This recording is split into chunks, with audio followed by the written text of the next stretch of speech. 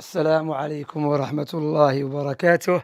بسم الله الحمد لله والصلاة والسلام على رسول الله وعلى آله وصحبه ومن والاه وسلم تسليما كثيرا. أما بعد.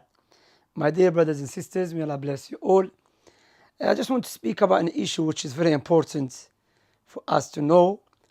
It's a reminder. It's a reminder for me and for you all. May Allah bless you all.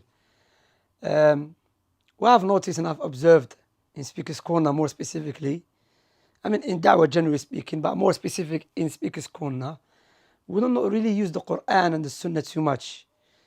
The Quran is full of the intellectual arguments, argument which is based upon observation, argument which is based upon the fitrah, likewise the ahadith of Mustafa alayhi salam, especially with the atheist.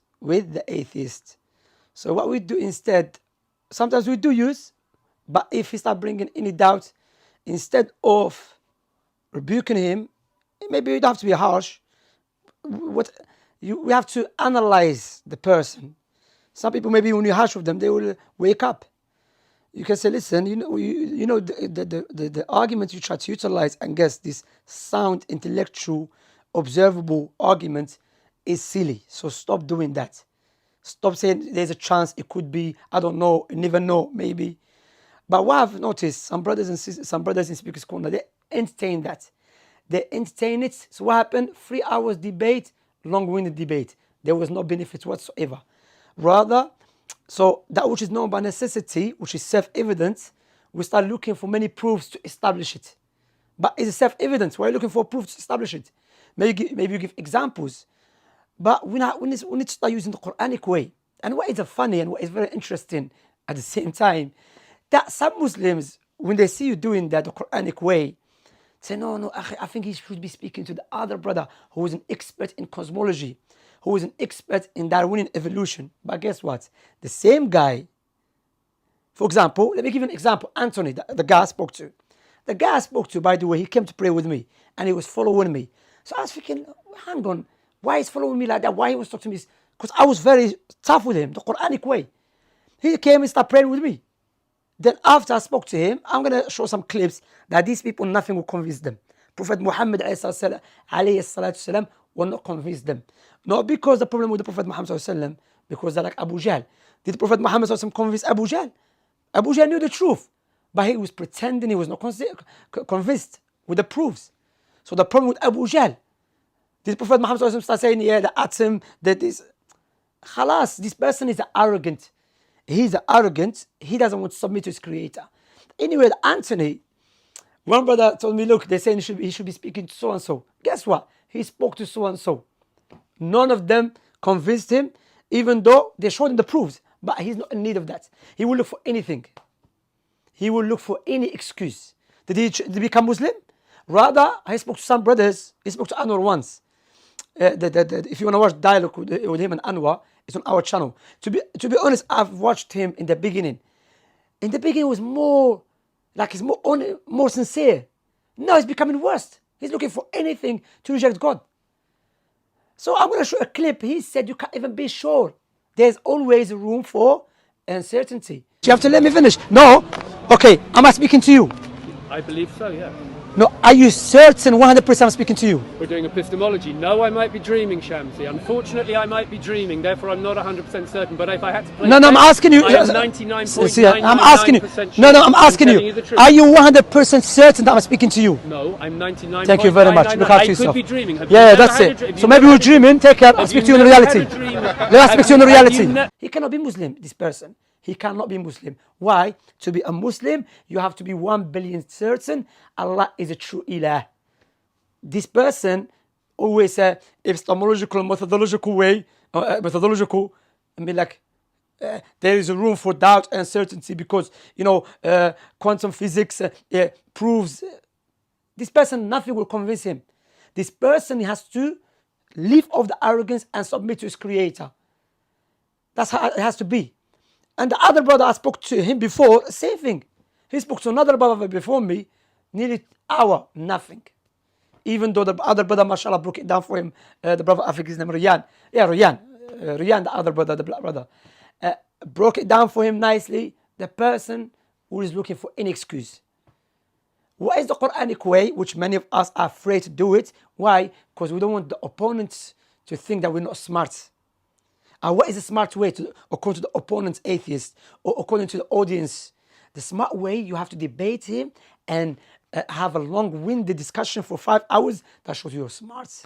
Because what? If the truth, if I establish something is the truth, whoever go and get it is a falsehood. I don't have to start looking for other. So if it's the truth, how can so many people disagree with you? If it's so clearly the truth, and they say if it's so rationally the truth, how can so many people on this planet say it's not the truth? That is not a rational way, because there's so many people believe this universe is illusion. Do you know about sophistry? Sorry? Do you know about sophistry? Sophistry is a group of philosophers. They believe whatever you see is illusion. It's not real. It's just illusion, yeah? What do you think about that? Do you think it's illusion? I don't think that's true, but at the same time, having said that, I wouldn't completely discredit that. Yeah, so there's possibility is illusion. Yeah. So possibility you and I were not talking, it's just illusion. Possibility. So we're wasting time then. But the Quranic way, you're not smart. That's what we have to be realistic to ourselves. Speak to him. Quran is full of intellectual arguments. No harm to utilize analogies, because that is the Quranic way, the prophetic way, the Salaf way. However, if the person starts looking for any excuse, stop. Say, listen, fear Allah. You're going to die, stand before your Creator. It's a matter of hell. You want nothing. Now you have a life, everything. Now you are arrogant to reject your Creator. Simple. Take care of yourself. Bye-bye. Let the non-Muslim say he doesn't know how to debate. Alhamdulillah, I'm not going to debate someone, start doubting that which is not by necessity. Anyone that do that is mentally disturbed. Even though if you try to hide behind this so sophisticated words and terminologies, this all just plays, simple way. That's why the truth that the prophets and messengers came with is clear for everyone. The truth that the atheists and the scientists claim to have, you have to study 50 years to understand it. And even if you do understand it, there is a room for uncertainty that you can be wrong. Subhanallah, alhamdulillah for Islam. So my brothers out there, let us use the Quranic way. Let us use verse and hadith. I'm not saying just say to him, I'm not saying just say believe. No, you show the proofs in the Quranic way, the hadith way, give him the examples, analogies. But speak 5 hours, long-winded discussion. Then you say, I think you should be speaking to the other brother. He spoke to the other brother for 3 times. Nothing convinced him. Even Prophet Muhammad spoke to him. Some Muslims say, no, I think he should be speaking to the other brother. Where? We have to stop this inferiority complex. We don't have to follow their rules of debate. They have to debate everything. أَمْ خُلِقُوا مِنْ غَيْرِ شَيْءٍ أَمْ الْخَالِقُونَ. Simple. أَفِي اللَّهِ شَكٍّ. Is there any doubt about Allah? That is, they're rebuking them. There's no doubt about Allah. Stop playing. Stop being arrogant, ignorant, looking for any excuse to reject your Creator because you're arrogant. It boils down to you are arrogant to worship your Creator. Because if you accept there is a Creator, you have to follow rules. And likewise, that always boils it down to 2 factors. Either these people who reject Allah subhanahu wa ta'ala, either because of social factor or psychological factor. What is social factor? Social factor, he knows if he accepts Islam, he's going to have problem with his family, or he has to turn away from some cultures which go against Islamic teaching. Psychological factor is arrogant. He desires many things which Islam forbids. But of course, he's not going to say that. So what he's going to say, he's going to start bringing any arguments, utilizing fascinated terminologies to pretend to the people that, look, I'm smart enough. That's why there's not enough proofs for Allah's existence. Wallah, you're a liar. There's overwhelming proofs. You yourself, you are proof of Allah's existence. But you've been arrogant, so stop and remember, you will die and you'll be buried inside the grave. And no one can help you. You'll be returned to your Creator. When Allah show you the hellfire, then we start saying epistemological, biological, methodological, and monological. That's what we start saying that. So we have to be like this, my brothers. May Allah bless you all. Be proud of the Quran. What's happening? Wallahi, subhanallah, 5 hours, sometimes he's speaking, even I used to do it, billah. 4 hours he's speaking to this guy, to the Christian or atheist, no verse from the Quran. Nothing. May Allah forgive us all, and may Allah give us sincerity. Sallallahu nabiyyina Muhammad, wa ala alihi wa sahbihi ajma'in, wa sallam tasliman kathira. Wallahi,